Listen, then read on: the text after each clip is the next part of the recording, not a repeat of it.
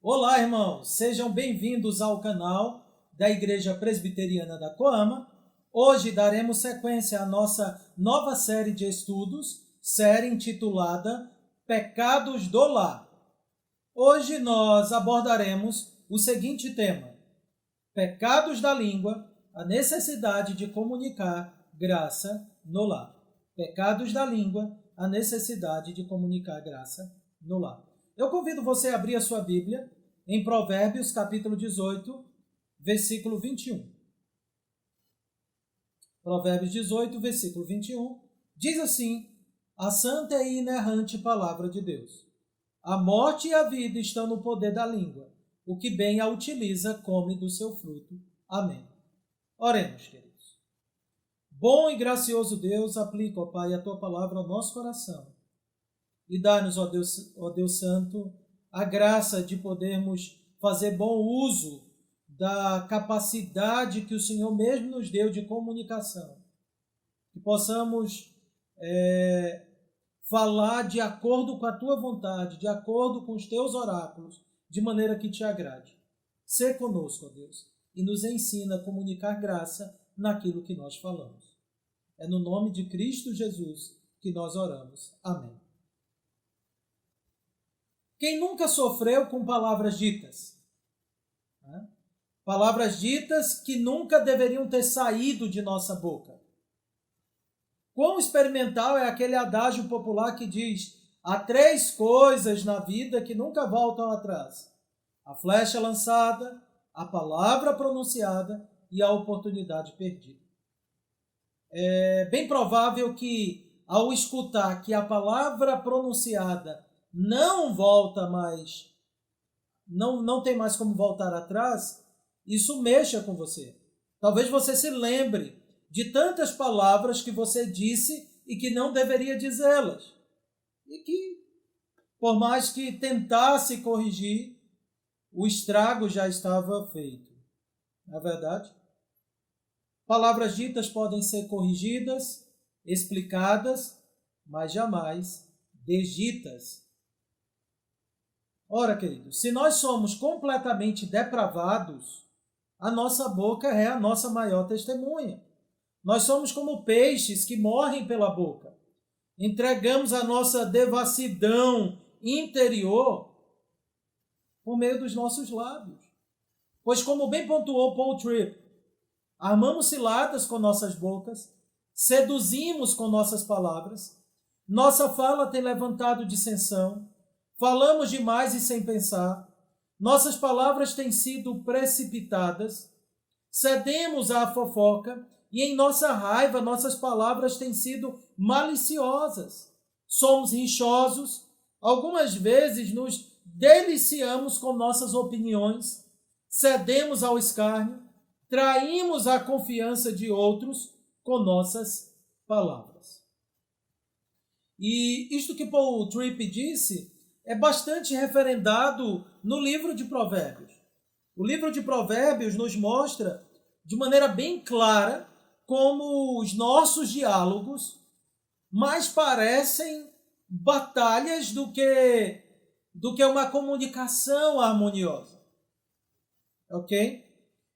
O livro de Provérbios nos mostra o quão bugada está a nossa comunicação. São vários versículos. Você pode abrir depois o livro de Provérbios e você encontrará vários e vários versículos mostrando o poder da língua, especificamente, o poder pecaminoso da língua. Tá bom? Lá em Provérbios 10, 19, nós lemos: no muito falar não falta transgressão, mas o que modera os lábios é prudente. Lemos também lá em Provérbios capítulo 16, versículo 27. O homem perverso espalha contendas e o difamador separa os maiores amigos. Provérbios 17, 14. Como o abrir-se da represa, assim é o começo da contenda. Desiste, pois antes que haja rixas. Em Provérbios 16, versículo 16 a 19, lemos: 6 coisas o Senhor aborrece e a 7ª a sua alma abomina: olhos altivos, língua mentirosa, mãos que derramam sangue inocente, coração que tramam projetos iníquos, pés que se apressam para correr para o mal, testemunha falsa que profere mentiras e o que semeia contenda entre irmãos. E a lista segue, são vários e vários provérbios que nos mostram que, de fato, há algo errado com a nossa comunicação. Os nossos diálogos parecem mais batalhas de palavras, guerra de palavras. Quando nós conversamos, é praticamente como andar em campo minado. A depender da pessoa, isso fica ainda mais evidente. Qualquer palavra mal colocada terminará numa explosão. De fato, há um problema na comunicação do homem. Mas isso nem sempre foi assim. E por que não? Quando nós abrimos o primeiro capítulo de Gênesis, a primeira coisa que observamos é que Deus fala. Logo, a comunicação é um dom. Pois quando o homem fala, ele só fala porque foi criado à imagem de Deus. Porque Deus fala. E a fala de Deus na criação é harmônica, é clara. Olhe para a criação, não havia nenhum conflito entre a fala de Deus e sua criação. Tudo aconteceu exatamente do modo como Deus disse que deveria acontecer. Ao criar o homem, Deus falou com o homem. Já imaginou quão mágico e espetacular deve ter sido para um homem recém-criado ouvir seu Criador falando com ele? E a fala do Criador foi tão clara e objetiva que ainda hoje, apesar de todos os males da queda, o homem não consegue fugir absolutamente do que Deus ordenou. O homem continua se multiplicando e dominando a criação, se relacionando socialmente. Os mandatos pactuais, os mandatos criacionais continuam a ser executados pelo homem. Claro que de maneira completamente corrompida pelo pecado. Mas também é importante salientar que não apenas a fala foi plenamente compreensível, quanto também a capacidade de compreensão do homem era excelente. Porque em todo diálogo, para que haja boa comunicação, não apenas o que fala deve falar claramente, quanto aquele que ouve deve também ter sua faculdade de compreensão muito bem desenvolvida. Ok? Então, Deus fala e o homem compreende o que Deus falou.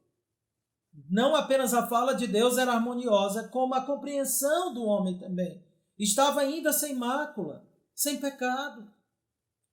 Ademais, a fala de Deus, ela é santa e perfeita. Tudo que Deus faz é santo e perfeito, e o que ele fala reflete o seu caráter.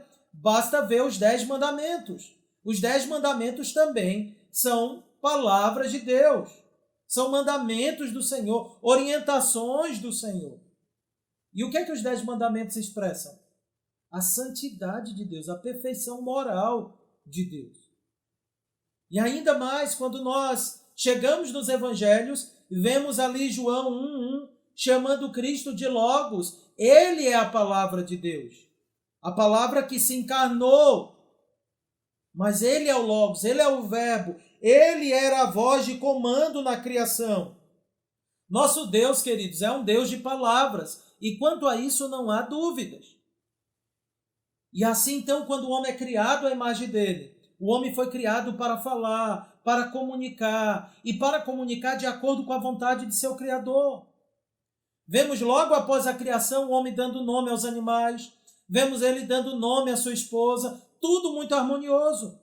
Quando ele olha para a mulher pela primeira vez, dedica-lhe logo um poema, ou como alguns acreditam, uma canção. Esta é afinal o osso dos meus ossos, chamar-se-á varoa porquanto do varão foi tomada.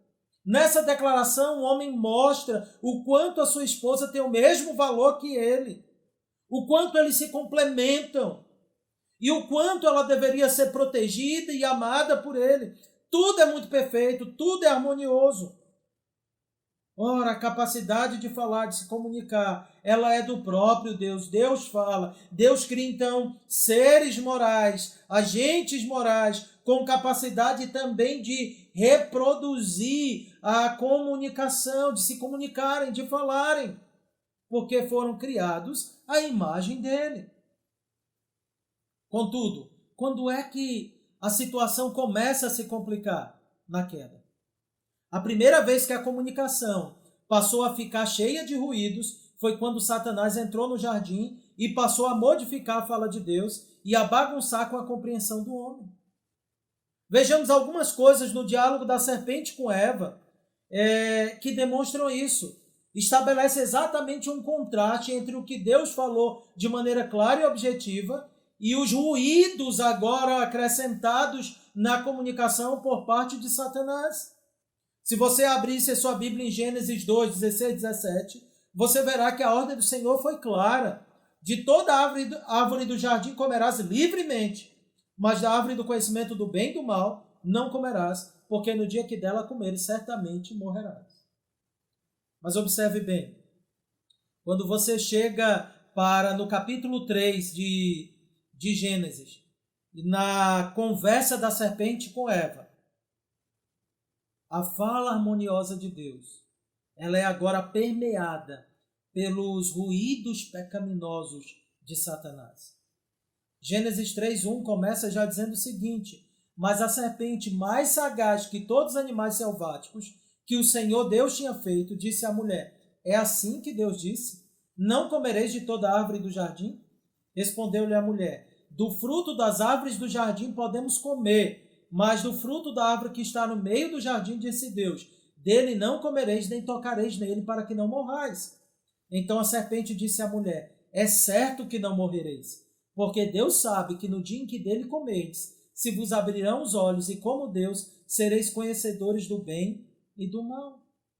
A fala de Deus a Adão e Eva no capítulo 2 foi muito clara.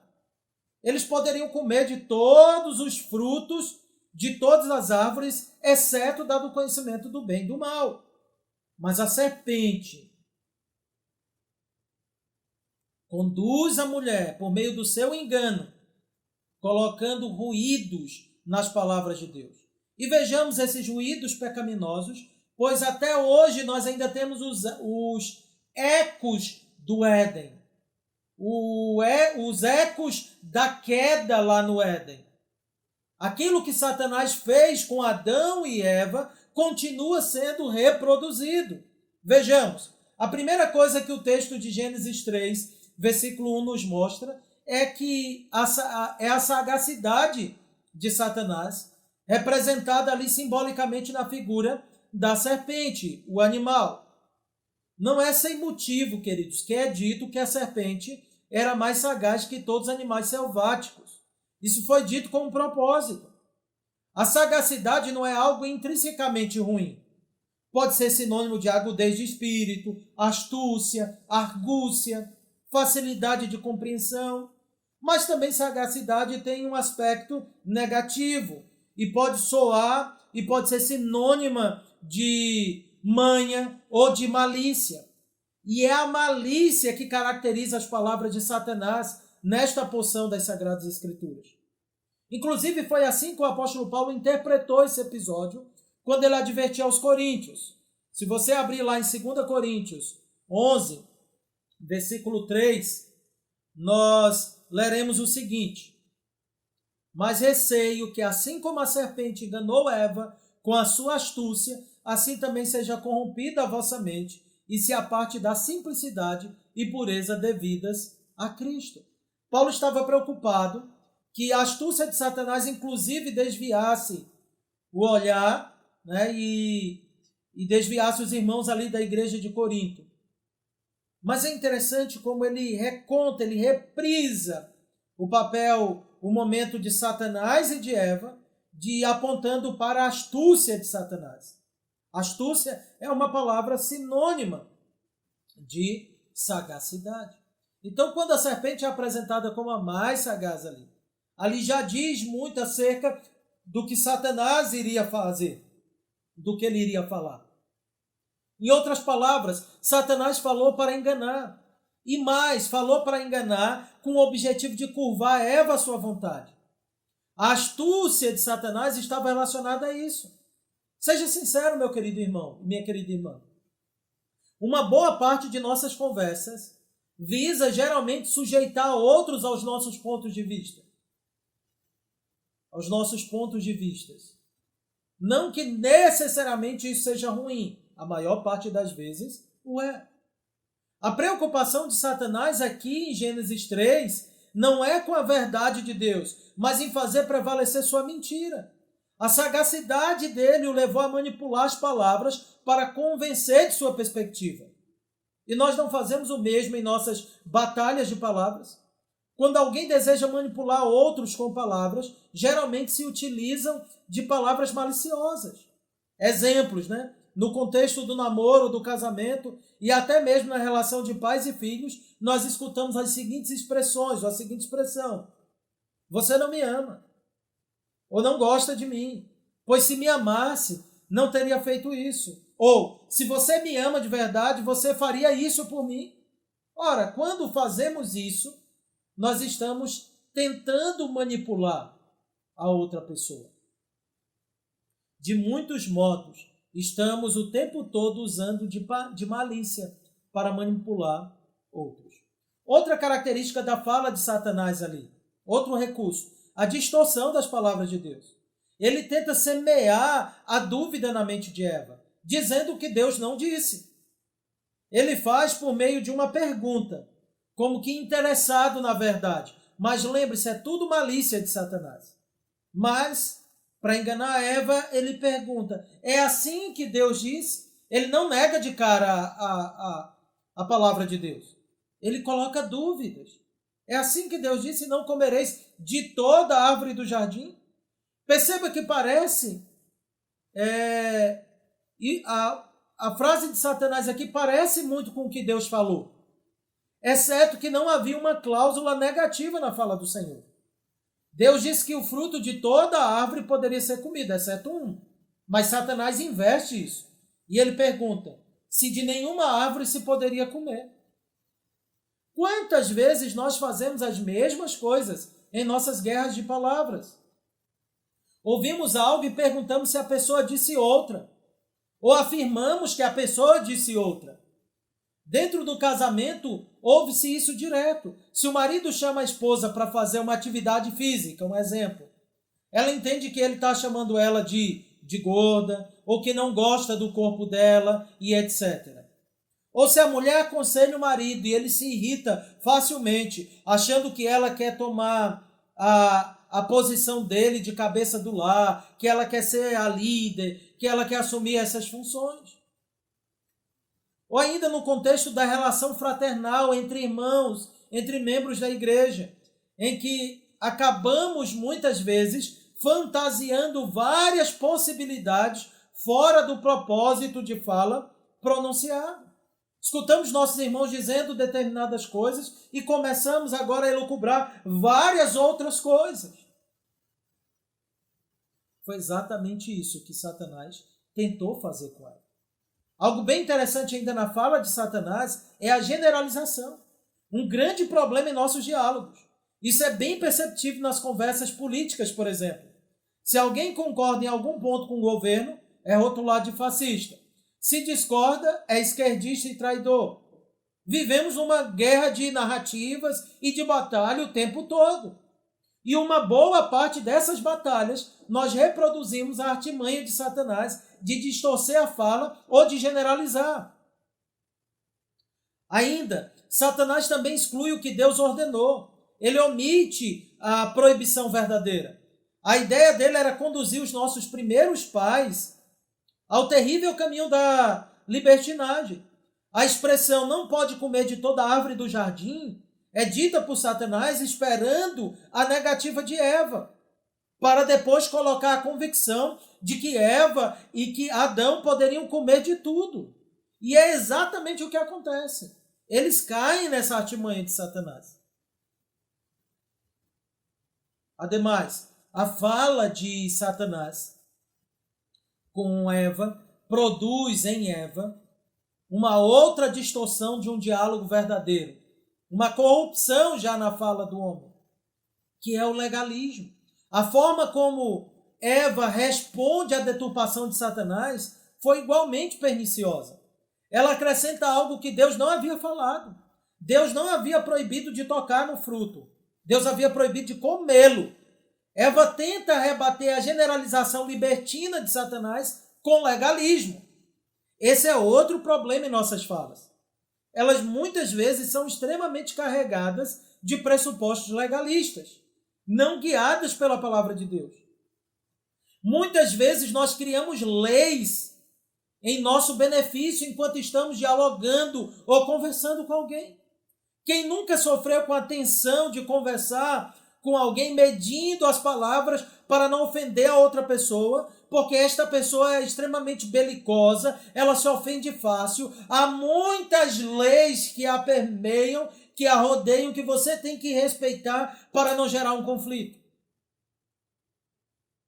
Bem, esse também é um eco lá do Éden, da queda.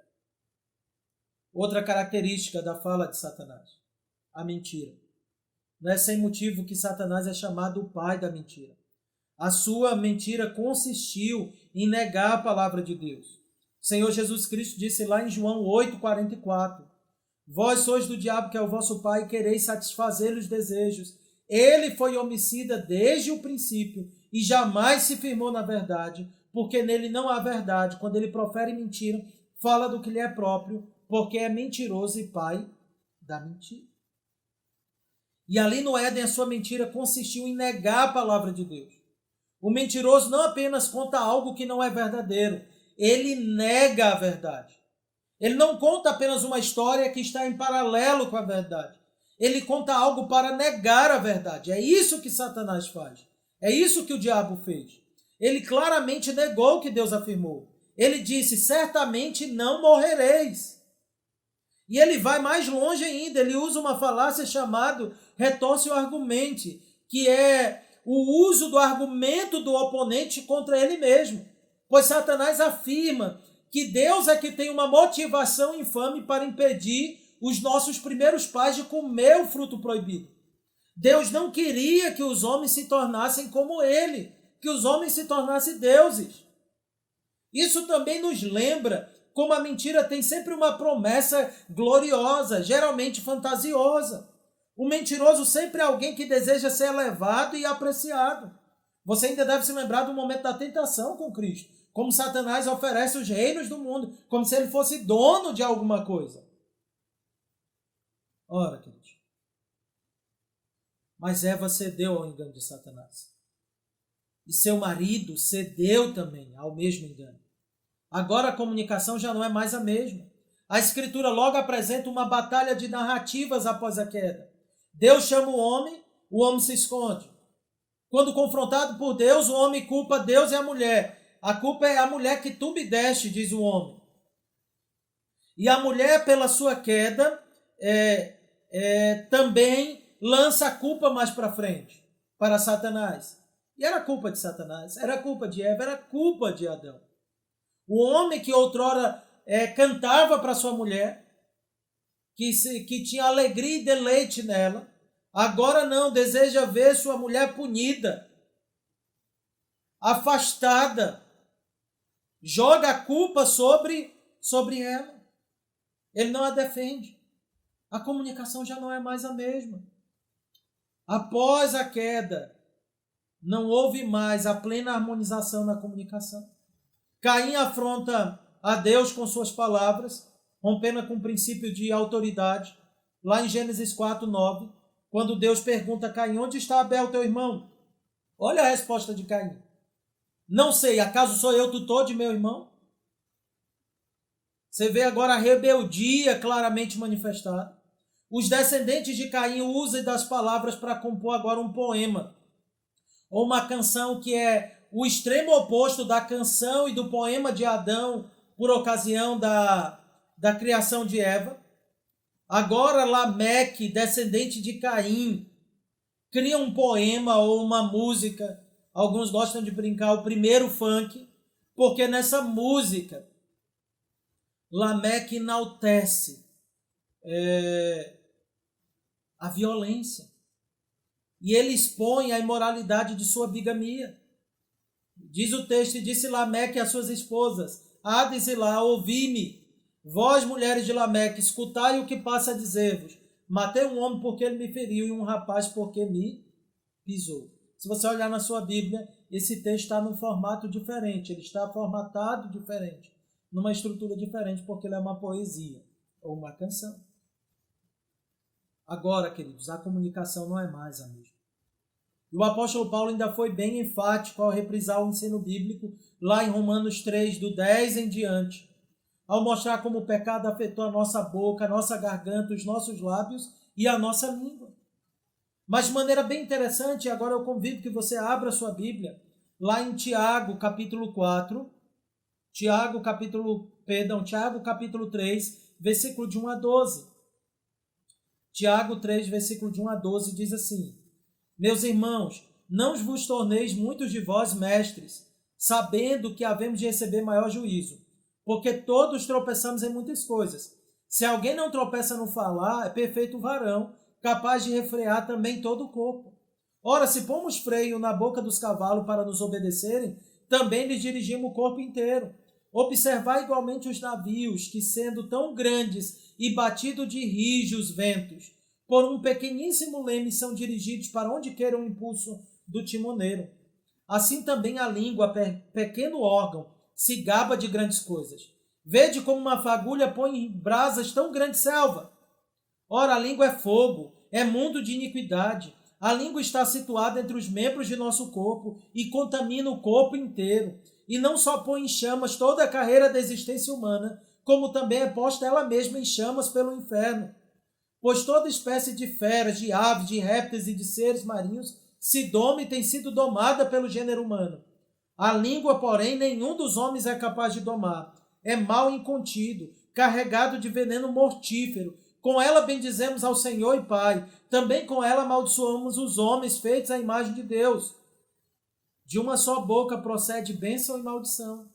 Meus irmãos, não é conveniente que estas coisas sejam assim. Acaso pode a fonte jorrar do mesmo lugar o que é doce e o que é amargoso? Acaso, meus irmãos, pode a figueira produzir azeitonas ou a videira figos? Tampouco fonte de água salgada pode dar água doce. Perceba que Tiago aqui ele foi preciso sobre a potência, sobre o poder maligno de nossas línguas. A súmula disso tudo pode ser encontrada na fala de Paul Tripp, quando diz: com nossa fala estamos refletindo o nosso Criador e Senhor, ou estamos refletindo a serpente, Satanás. Nossas palavras edificam e geram vidas, ou arrasam e destroem. Elas são muito importantes. O fato, irmãos, é que Deus nos criou com perfeita clareza de comunicação. O pecado e Satanás trouxeram ruídos para a nossa fala. Mas a boa nova é que o Evangelho veio redimir as nossas palavras. Então aqui nós vimos que a fala ela foi criada por Deus e é um reflexo da imagem de Deus no homem. Deus fala, por isso o homem fala. E que essa fala era harmoniosa antes da queda.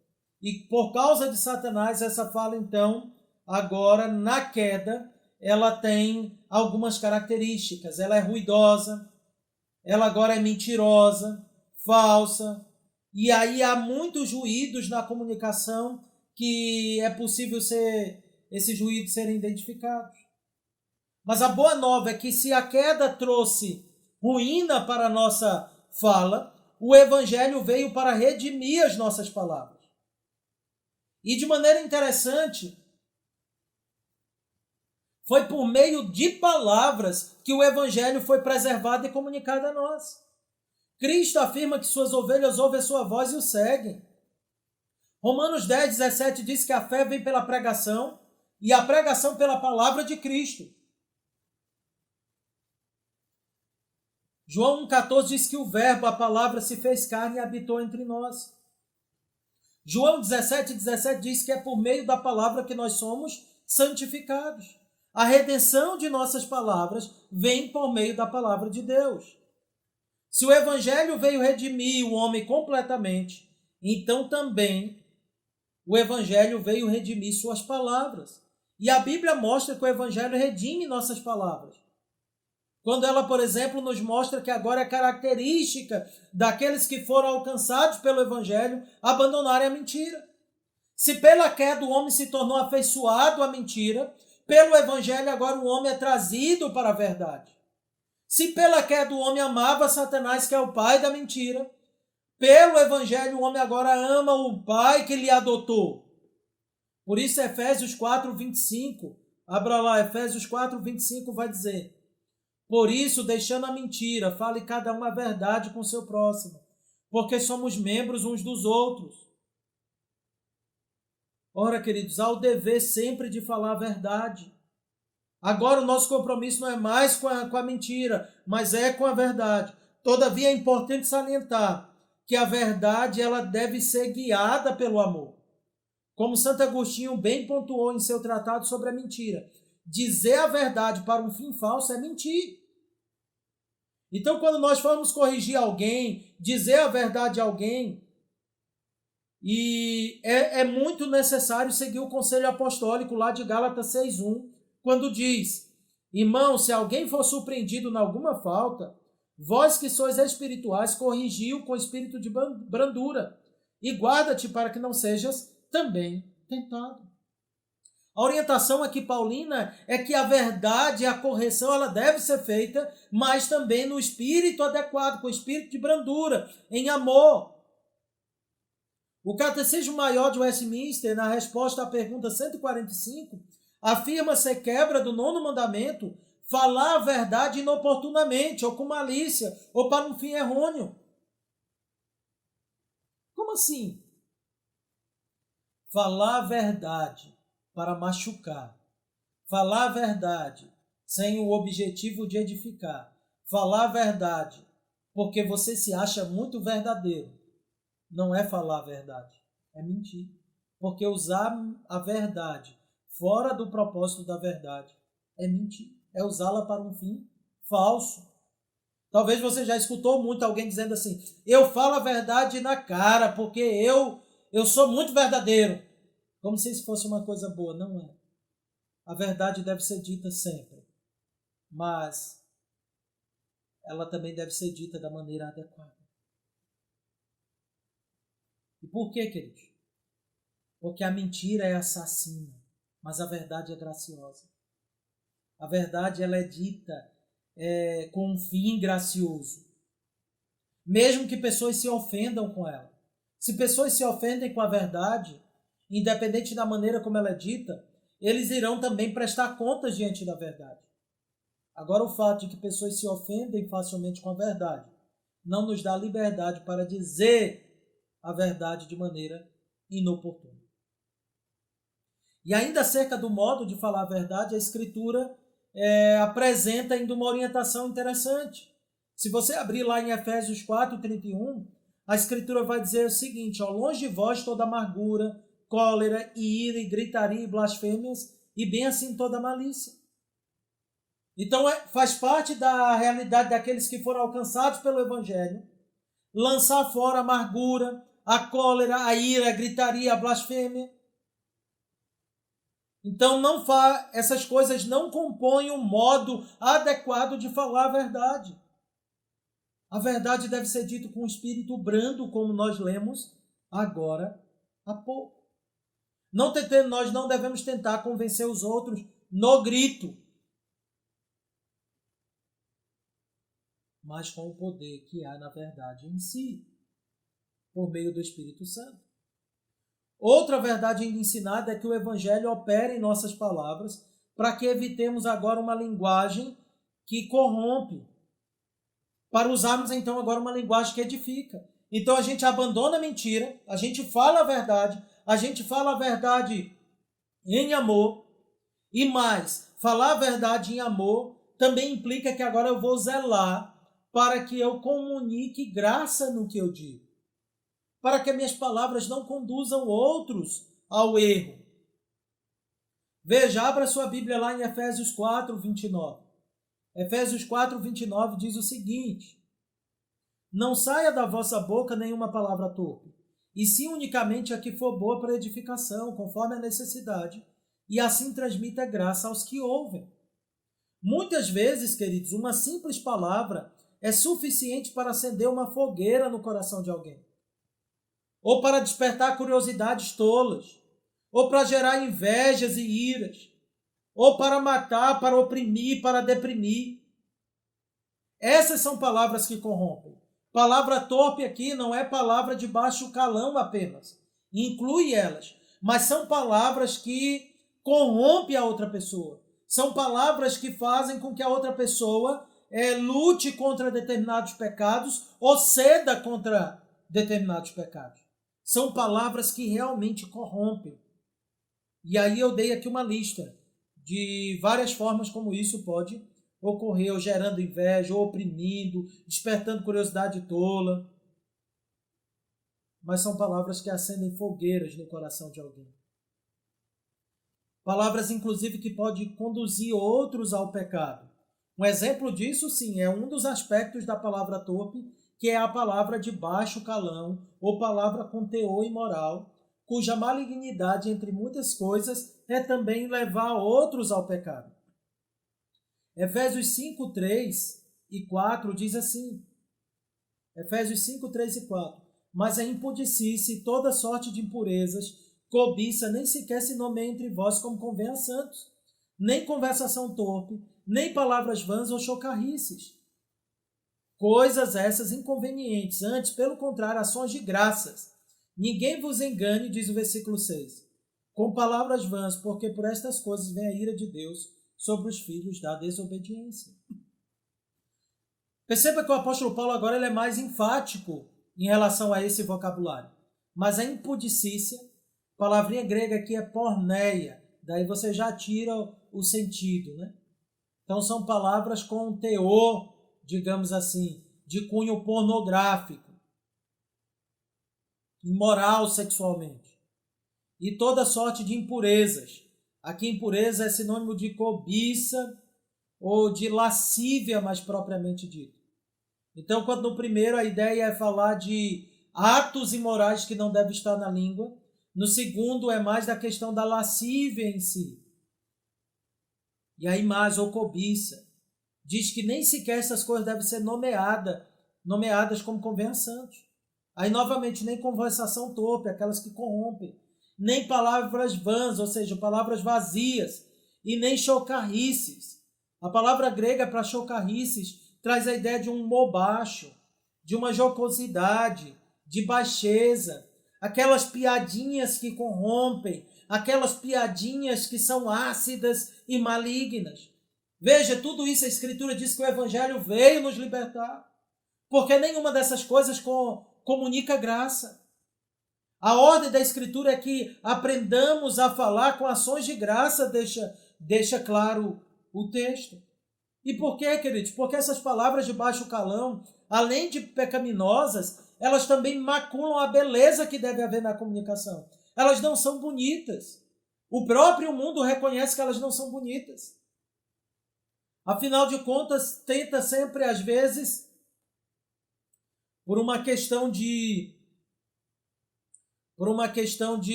etiqueta, muitas vezes essas palavras são cortadas da comunicação pública, né? E isso não apenas por causa de crianças, não apenas por causa de uma classificação indicativa, mas porque o mundo reconhece que não é uma forma adequada de se comunicar, embora alguns se orgulhem disso. Mas, queridos, eu gostaria de chamar a sua atenção para o fato que nessas passagens que eu citei, a Escritura deu ênfase na necessidade de comunicar graça e edificar outros. Isso está claro aqui no versículo 4 de Efésios 5, que diz que ao invés de usarmos com impudicícias, imoralidade em nossa linguagem, deveríamos substituí-las por ações de graças, como lá em Efésios 4, 29, é dito que as nossas palavras deveriam comunicar graça, edificar outros. Uma forma de fazer isso, queridos, é como? É reconhecer a graça de Deus na vida de outras pessoas. Eu devo falar coisas para que as pessoas sejam edificadas, para que elas amem mais a Deus, para que elas sejam incentivadas a progredirem ainda mais em sua caminhada cristã. E uma boa maneira de nós fazermos isso é reconhecermos a graça de Deus na vida de outras pessoas. E um modo de fazer isso é elogiando outras pessoas. Elogiando estas pessoas por aquilo que Deus tem feito na vida delas, por aquilo que de Deus é visível nestas pessoas. O elogio bíblico é o reconhecimento de que a graça de Deus está presente na vida de outros. E nesse sentido nós devemos evitar dois extremos: a idolatria, que é elogiar de uma maneira indevida e de uma maneira a estimar demasiadamente outras pessoas. Então, devemos evitar.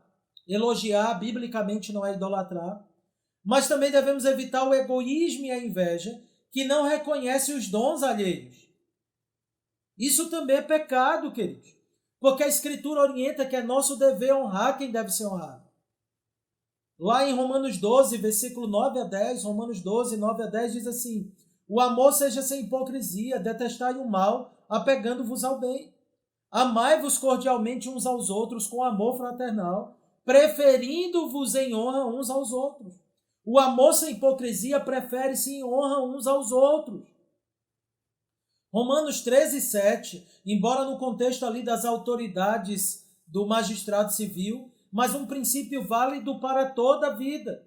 É dito lá em Romanos 13, 7, pagai a todos que lhes é devido, a quem tributo, tributo, a quem imposto, imposto, a quem respeito, respeito, e a quem honra, honra. Assim, queridos, se Deus deu dons aos homens, é pecado seu não reconhecer isso nos seus irmãos. E por falar nisso, me permita então terminar falando de um terrível mal que está na raiz de nossas guerras e palavras: a egolatria. Se nós temos dificuldade de reconhecer a graça de Deus nos nossos irmãos, é porque nós somos ególatras. Nós gostamos de adoração, nós gostamos de ser venerados, de ser honrados fora da medida. Egolatria é a adoração do eu. Egolatria é a expressão máxima de corações egoístas, soberbos e altivos, jactanciosos, que se orgulham e que se vangloriam. E a egolatria foi o que derrubou os nossos primeiros pais. O pecado da idolatria estava lá. Esse foi o pecado dos nossos pais. Satanás disse aos nossos pais que eles seriam como Deus. Eles seriam deuses, era o que imaginavam. Ora, nas nossas guerras, queridos, nas nossas brigas, nas nossas batalhas de palavras, a egolatria está muito presente. Porque geralmente nós brigamos para preservar o nosso eu, nossa própria vontade, os nossos desejos e paixões. Todas essas coisas estão no background de nossas guerras ou batalhas de palavras. Nesse sentido, Tiago, lá no capítulo 4 de sua epístola, Tiago 4, versículo de 1 a 3, nós lemos: de onde procedem guerras e contendas que há entre vós? De onde, senão dos prazeres que militam na vossa carne? Cobiçais e nada tendes, matais e invejais e nada podeis obter. Viveis a lutar e a fazer guerra, nada tendes porque não pedis, pedis e não recebeis, porque pedis mal, para esbanjardes em vossos prazeres. Ora, queridos, as guerras e contendas, segundo o texto bíblico, nasce de onde, senão dos prazeres que militam na vossa carne. A idolatria está na raiz de nossas palavras, o que é assustador. E sabe o que ainda é mais assustador? É que a idolatria nada mais é do que culto a demônios, como a Escritura também aponta. E mais, que nós nos tornamos aquilo que nós adoramos. Então as nossas palavras refletem o caráter de quem nós adoramos. Se nós adoramos a Deus, se nós já recebemos vida, então agora as nossas palavras devem refletir o caráter dele.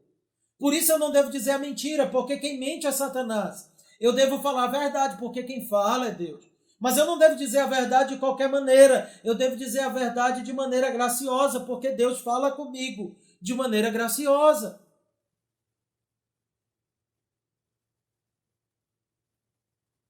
Mas nós nos tornamos, sem dúvida alguma, aquele que nós adoramos. O que foi que o homem se tornou após a queda? Senão imagem e semelhança, muitas vezes, do próprio Satanás. Veja, não é imagem e semelhança real. O homem continua sendo a imagem e semelhança de Deus. Mas suas atitudes refletem quem? A Satanás. Não é à toa que a Escritura mostra que aqueles que não são nascidos de novo são filhos de Satanás. Meu irmão, o seu modo de falar revela quem você adora. Quem é mentiroso?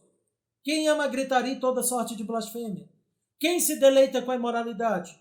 Quem tem prazer no assassinato de reputação por meio de palavras? Quem, senão o pai da mentira? Quem, senão Satanás, que é o grande homicida? Então, quando você fala, você comunica a graça e o evangelho ou você espelha Satanás? Ora, não tem para onde fugir. Suas palavras mostram quem é o Senhor da tua vida. Pense nisso, em todas as suas relações. Dito isso, agora debaixo do evangelho, queridos, nós temos uma postura a ser tomada. Nós precisamos cuidar das nossas palavras para que elas reflitam o estado que nós agora vivemos como redimidos. Então eu tenho que me comunicar com a minha esposa, demonstrando graça, demonstrando o evangelho, demonstrando que isso é o que caracteriza a minha nova realidade em Cristo. Assim os filhos devem falar com os pais com os filhos. Assim os irmãos da igreja. Assim os inferiores para com superiores, superiores com inferiores. Se estamos no evangelho, as nossas palavras devem revelar isso. Devemos falar agora como Cristo e não como a serpente. Mas como quem você tem falado? Você parece com quem falando? Com o dragão, que é apresentado em Apocalipse com a boca cheia de blasfêmia? Ou com Cristo, que fala graciosamente? O pecado afetou não apenas a nossa capacidade de comunicar bem, mas de entender bem. Por isso, eu concluo dando um conselho final. E aqui muitas coisas poderiam ser ditas, mas devido ao nosso tempo não se permite. E aí eu vou deixar para tratar algumas coisas mais particularmente quando nós falarmos na relação de pais e filhos, de marido e mulher, como é que se dá o diálogo nesses ambientes. Então a ideia aqui é lançar mais princípios. Mas permita-me dar um conselho, que ele é extremamente importante para a nossa comunicação. Se de tudo você levar isso aqui para você, sua comunicação será muito melhor. Por isso eu disse, o pecado afetou não apenas a nossa capacidade de comunicar bem, mas de entender bem. O conselho então que dou é: seja caridoso ao conversar com alguém. Seja sempre caridoso ao ouvir seus irmãos. Seja caridoso. Pense sempre o melhor de seus irmãos. Não ceda à malícia. Eu termino então com uma passagem do apóstolo Paulo aos Filipenses, no contexto de duas irmãs que estavam ali brigadas. Paulo exorta aquelas irmãs, Síndica e Evódia, em Filipenses 4:2, para que elas pensem concordemente no Senhor. E no mesmo contexto, Paulo diz assim: finalmente, irmãos, tudo que é verdadeiro, tudo que é respeitável, tudo que é justo, tudo que é puro, tudo que é amável, tudo que é de boa fama, se alguma virtude há, se algum louvor existe, seja isso que ocupe o vosso pensamento. O que também aprendeste, recebeste e ouviste, viste em mim, isso praticai. O Deus da paz será convosco. É isso que nós devemos pensar sobre os nossos irmãos. Sim, eles têm defeitos, sim, eles têm pecados. Cristo morreu pelos pecados deles, se eles creem verdadeiramente em Cristo. Eu devo deixar meus irmãos no erro? Absolutamente não. Eu devo corrigi-los com a verdade, mas com brandura. Veja, queridos, o que eu tenho que fazer? Eu tenho que ouvir os meus irmãos com um coração caridoso, disposto a pensar sempre o bem.